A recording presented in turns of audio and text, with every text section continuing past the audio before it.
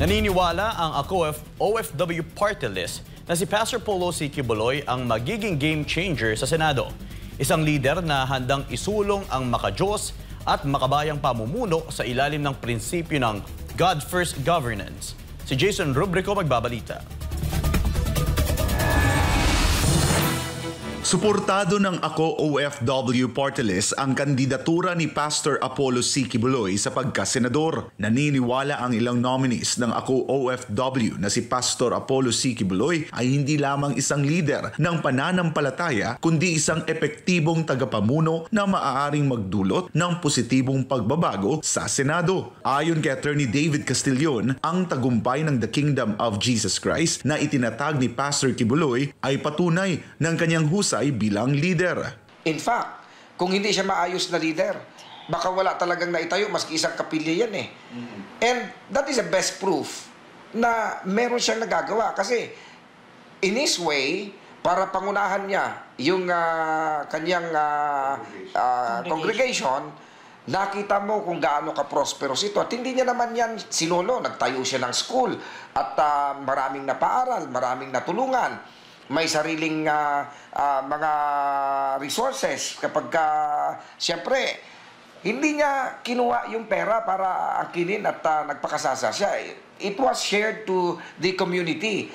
Naniniwala si Castillon na ang butihing pastor ay may kakayahang magdulot ng makabuluhang pagbabago sa Senado. I really believe that Pastor Quiboloy will do something which is significant for our country, especially for a better change. Samantala, ayon naman kay Marcia Sadicon, isa pang nominado ng Ako OFW Party List, may angking talino at matatag na pananaw si Pastor Quiboloy na magagamit sa pagsulong ng nation building. Dagdag pa niya, hindi maaring maging isang epektibong nation builder ang isang taong makasarili, kaya't naniniwala siyang magiging game changer ang butihing pastor sa Senado. Actually, I'm looking forward because isa siyang pastor, isa siyang taong sabihin nating may maayos. He has this wisdom. He is into nation building. You cannot build a nation. You cannot be an agent in nation building if you are self-absorbed.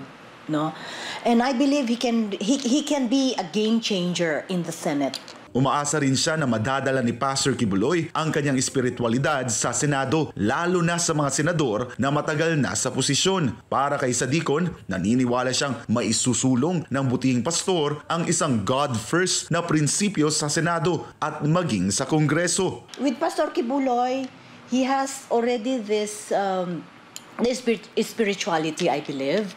So he can be a game changer, and hoping he can be emulated, and he will be listened to. It would not be very difficult for him to, be a game changer, put God first among the senators, and hopefully even in the Congress. Sa pagpasok ng panibagong yugto ng politika, umaasa ang Ako OFW Party List na mas maraming leader ang magbibigay halaga sa pananampalataya at kaunlaran para sa kapakanan ng bawat Pilipino. Para sa Diyos at sa Pilipinas kumahal, ako si Jason Rubrico, SM9 News.